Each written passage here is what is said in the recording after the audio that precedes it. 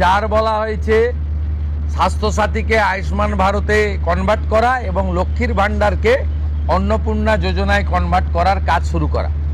আগামীকাল বিকেলে নবান্ন থেকে আমি এবং সংশ্লিষ্ট দপ্তরের মাননীয় মন্ত্রী সিএস এফএস এবং অন্য আধিকারিকদের উপস্থিতিতে অগ্নিমিত্রা পাল এবং আমি একটি ফর্ম পাবলিশ করব, যেই ফর্ম অন্নপূর্ণা যোজনায় ফিল আপ করতে হবে এবং আমরা কালকেই বিস্তারিত বলবো।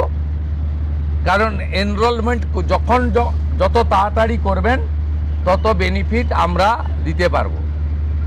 আমাদের অন্নপূর্ণা যোজনার প্রক্রিয়াটা শুরু হয়ে যাবে কাল থেকে। যেমন যেমন ফর্ম ফিল আপ হবে তেমন তেমন ৩,০০০ টাকা ট্রান্সফারও শুরু হয়ে যাবে।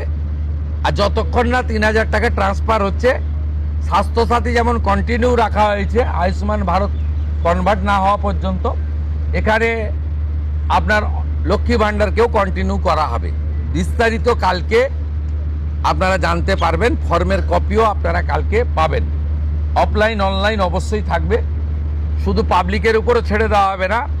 বিধায়করা নিজ উদ্যোগে ফর্ম ফিল আপ করাবেন এবং সরকারও বিডিওদের নেতৃত্বে প্রত্যেক বাড়িতে বাড়িতে ফর্ম ফিল আপের জন্য সহযোগিতা করার জন্য লোক পাবেন। এবং মাথায় রাখতে হবে, ভারতীয়রাই কেবলমাত্র এই সুযোগ পাবেন, অভারতীয়রাই সুযোগ পাবেন না। সরকারি বাসে আপাতত সব মহিলাদের আমাদের ফ্রি সুযোগ তারা পাচ্ছেন আগামী সপ্তাহ থেকে। তো আগেই ক্যাবিনেট অনুমোদন দিয়েছে, এটা কার্যকর হচ্ছে। কিন্তু আমরা এখনই সবাইকে, সব মহিলা বললে সুযোগ দিলে পরবর্তীকালে কিন্তু কার্ড করব।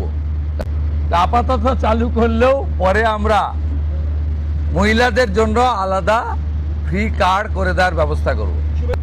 ৮ তারিখে দিল্লিতে স্বাস্থ্য দপ্তরের সঙ্গে পশ্চিমবঙ্গ সরকার আয়ুষ্মান ভারতের এগ্রিমেন্ট করবেন। এই প্রোগ্রামগুলো আপনাদের মাধ্যমে আমরা জানাতে চাই।